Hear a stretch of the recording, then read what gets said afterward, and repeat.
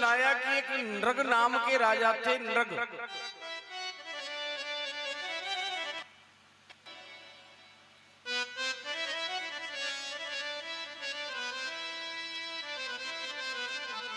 वो बहुत दान करते थे, गोदान किया करते थे।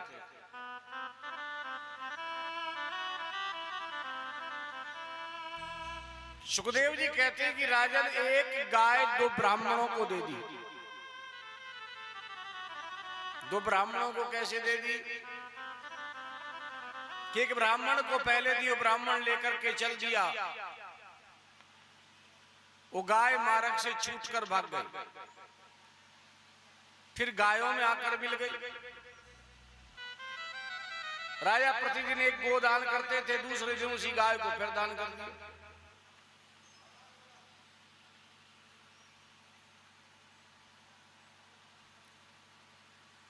अब पहले वाला भी आ गया और जिसको दी वह भी, दोनों में विवाद बढ़ गया।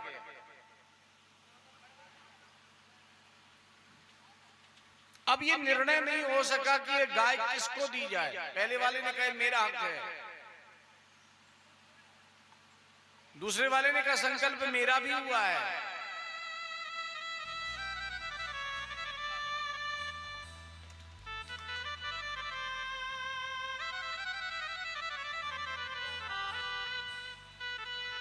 जब ये दोनों में विवाद हुआ तो एक ब्राह्मण को किसी भी भांति राजा संतुष्ट नहीं कर पाए, यही पाप जीवन में आ गया।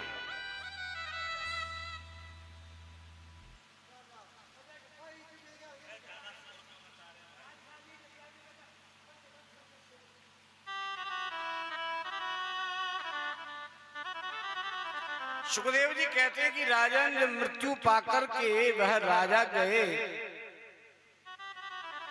धर्मराज के पास में, तो धर्मराज ने गुप्ता जी को बुलाया, चित्रगुप्त को बुलाया, बोले कि लेखा जोखा बताओ। तो चित्रगुप्त ने बताया कि इनका पुण्य तो अक्षुण्य है। अक्षुण्य माने जो कभी क्षय न हो, कभी कम न पड़े।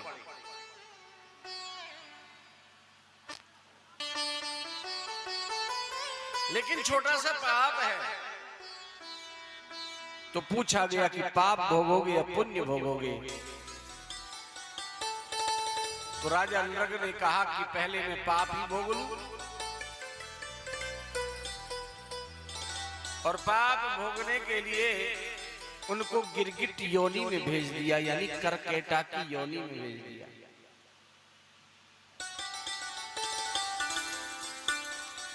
बड़ा विशाल था। छोटे छोटे बच्चों ने जब देखा तो द्वारिकेश को जाकर के समाचार दे दिया। द्वारिकेश जैसे ही देखने के लिए आए और उस पर दृष्टि डाली तो बड़ा सुंदर और दिव्य रूप लेकर के प्रभु को नमन करके स्वधाम के लिए चला गया।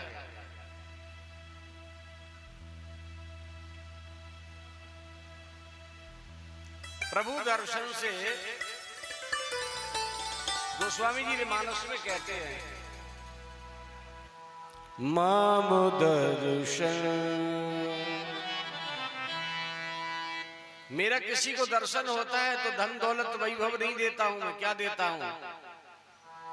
माम दर्शन फल परम अनुपा, माम दर्शन फल परम अनुपा, माम दर्शन फल परम अनुपा, माम दर्शन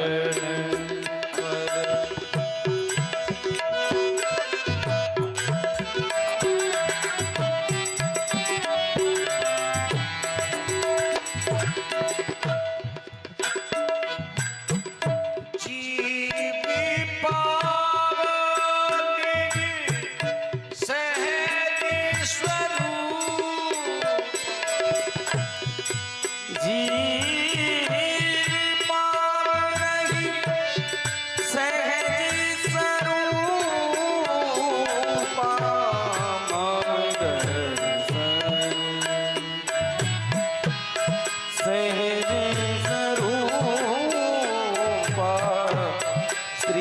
राम जय राम जय जय राम श्री राम जय राम। मेरा ठाकुर कहता है कि मैं जब किसी को दर्शन देता हूं तो वह जीव अपनी निजता में चला जाता है।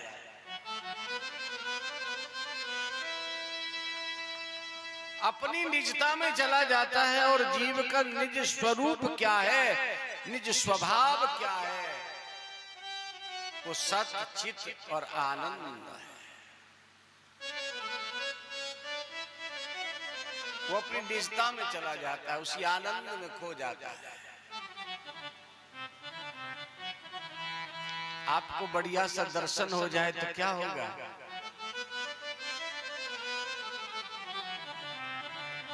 तो आप आनंद में डूब जाएंगे। आपका भजन में बढ़िया से मन लग जाए तो क्या होगा? आनंद में डूब जाएंगे। बढ़िया सी कथा में मन लग जाए, कीर्तन में मन लग जाए, आनंद में डूबते। यही हमारा निज स्वरूप है। आनंदो भवति मत्तो भवति, मस्त हो जाता है। यद लब्ध्वा, जिसको वो प्राप्त हो गया है, वो आनंदो भवति, वो आनंद में डूब गया है जिसे वो प्राप्त हो गया है। जैसे गूंगे को पूछा जाए कि गुड़ का स्वाद क्या है, वो बता नहीं सकता, वैसे ही जीव आनंद में डूब जाता है। मेरी कृपा का यही है, मेरे दर्शन का यही फल है और कुछ फल नहीं है।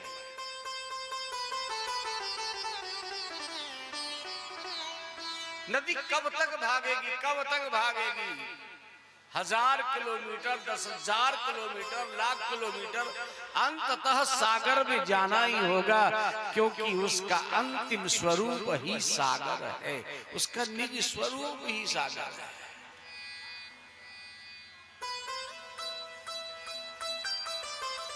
ऐसे ही ये जीव नारायण का अंशी है, और जब तक नारायण के पास नहीं जाएगा,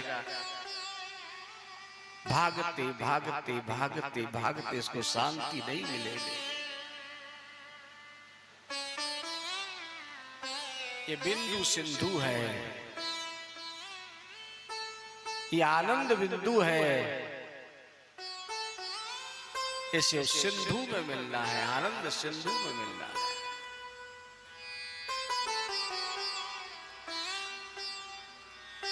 नृग का उद्धार हो गया। ये कथा क्यों सुनाई सुखदेव जी महाराज ने परीक्षित जी को? बोले कथा इसलिए सुनाई कि भैया दान कर रहे हो करो, पर दान को भी बड़े सोच समझ करके करो।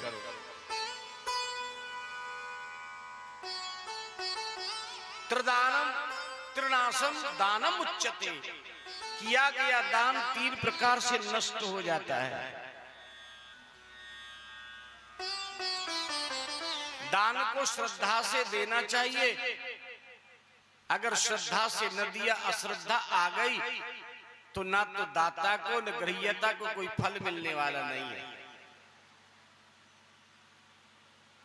दान देते समय कभी पश्चाताप न करें, अगर पश्चाताप हो गया न दाता को न ग्रहीता को कोई फल नहीं मिलेगा। और दान को हमेशा पात्र में ही दो। को पात्र में दिया गया दान न लेने वाले को फलीभूत होता है, न देने वाले को फलीभूत होता है। तो दान को भी विचार पूर्वक देना चाहिए, दान को विचार पूर्वक देना चाहिए। बोले हाँ। बोले तो कैसे देना चाहिए? बोले हमने पहले दिन भी बताया था। बोले ये हाथ दे, इसको पता भी न लगे कितना दे दिया, कब दे दिया, कहां दे दिया। बोले ऐसे कोई दे सकता है?